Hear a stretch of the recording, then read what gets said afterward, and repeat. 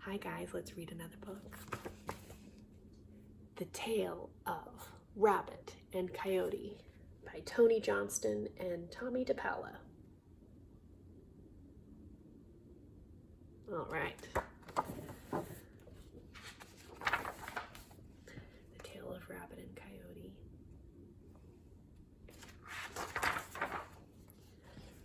One full moon, Rabbit found a field of chiles.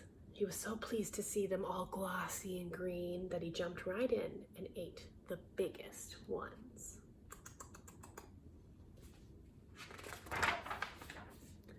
When the sun rose, the farmer came to check the chiles. They were scattered everywhere, and the biggest, glossiest, greenest ones were gone. Among the plants, he saw rabbit tracks. So what did he do? He made himself a beeswax doll, and he set the doll in the middle of the field to catch the chile thief.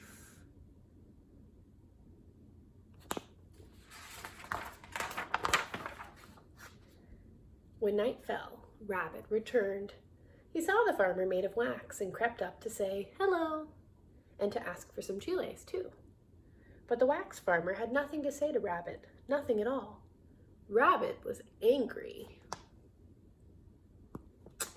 He punched the farmer. Oh, his right paw stuck in the wax. Still, the farmer said nothing. So he punched him once again. His left paw stuck too. Rabbit was fuming mad, but the wax farmer was silent as the stars. So he hauled off with both feet and walloped him. Aye, aye, aye. Then Rabbit was trapped for sure. Oh my goodness. When the real farmer came to check his trap, he was delighted to see Rabbit there.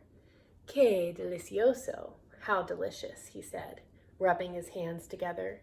He popped Rabbit into a sack and took him home. When he got there, he hung up the sack, built a fine fire, and set a pot of water to boil. Then he went looking for herbs.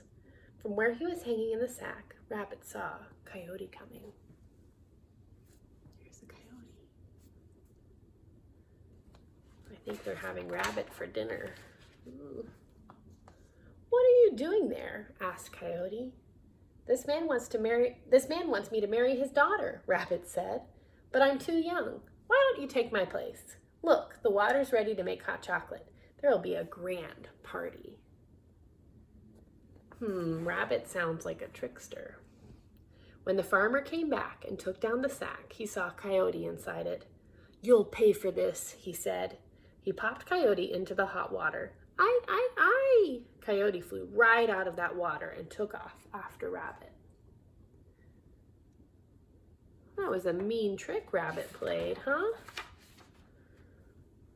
He followed his tracks till he found him high in a hickory tree. I'm going to eat you now, said Coyote, for he was very furious. So what did Rabbit do? Well, he knew that Coyote couldn't tell the difference between the fruit of the hickory, hard as a rock, and the soft, sweet zapote. Why eat me? Asked Rabbit, when right here I have sweet zapote fruit instead. Oh my gosh. Is Coyote gonna fall for it? Well, toss me one, growled Coyote. Rabbit did that. He tossed down the hickory with all his might. Plonk! It struck Coyote and knocked him out cold as a cabbage. Ouch. When Coyote woke up, he tracked Rabbit till he saw that furry scoundrel resting against a large rock at the edge of a hill. What's he doing leaning against that rock? Please don't eat me, pleaded Rabbit, leaning against the rock. Can't you see that if I don't hold back this rock, it will roll down and crush the world?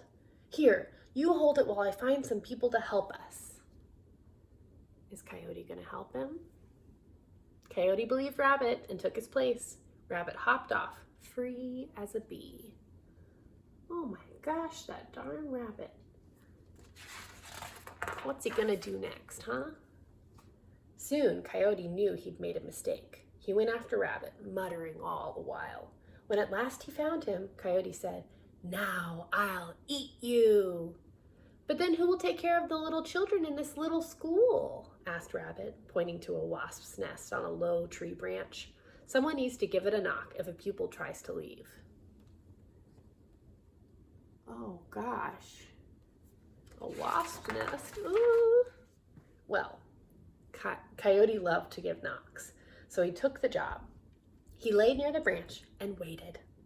When a wasp flew out, he whacked that wasp nest with a little stick, and all the wasps came after him. They chased him into a pond. Only his nose stuck out of the water, so they stung that many times. There's the little wasp coming out. He whacks it. Ah! And there he is in the water with his poor little nose. Ouch. It was a pitch black night when Coyote found Rabbit at the edge of a lake. Now he was really going to eat him. But Rabbit said, "Why eat me, Coyote, when I have been waiting for you so we can share the cheese that you see there?" Rabbit pointed to the moon's reflection upon the water. Oh no, that's not cheese. Of course, exclaimed Rabbit. Oh yeah. Of course, exclaimed Rabbit. We must first drink all the juice of the cheese in order to eat the cheese itself. So Coyote began drinking the water to reach the cheese itself. After a time, he said, "I simply can't drink more." "Just a few more sips," said Rabbit, "and you'll reach the cheese for sure."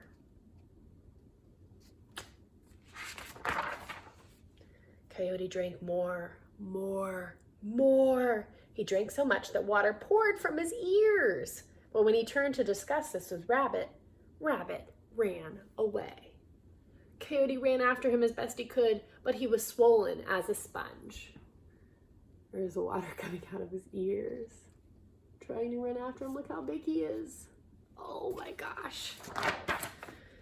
Now Rabbit knew of a ladder that reached into the sky. He began to climb it up, up, up, and he hopped all the way up to the moon. Then he hid the ladder. Far below, he saw Coyote looking for him up in the sky. But try as he might, Coyote never found the ladder.